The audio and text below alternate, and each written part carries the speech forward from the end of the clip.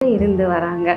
முனீஸ்வரர் அவரை நினைத்து வழிபாடு செய்தாலே போதும், நமக்கு நல்ல சக்திகள் கிடைக்கும், நல்ல காவல் தெய்வமாக துணையாக இருப்பாங்க. இப்போ முறையான வழிபாடுகள் எப்படி செய்யறது? முனீஸ்வரர் பூலோகத்தில் சிருஷ்டியாகி ஒவ்வொரு குலம் காவலாக இருக்கணும்னு சொல்லி சிவபெருமானிடம் வரத்தை பெற்று கொண்டவர். ஐயனார், முனீஸ்வரர், இந்த மாதிரி நிறைய காவல் தெய்வர்கள் இருக்காங்க.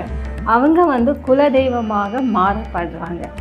நிறைய பேர் கோவிலில் அவங்களுக்கு படையல் போடும்போது சரி என்ன செய்கிறாங்க, இப்போ ஒரு கோழியை வாங்கி அந்த முனீஸ்வரர் முன்னாடியே பலி கொடுக்குறாங்க. அந்த மாதிரி கொடுக்காம என்ன செய்யணும், ஒரு கோழியை வாங்கி கோவிலில் நீங்கள் 3 சுற்று சுற்றிட்டு அதை விட்டுடணும்.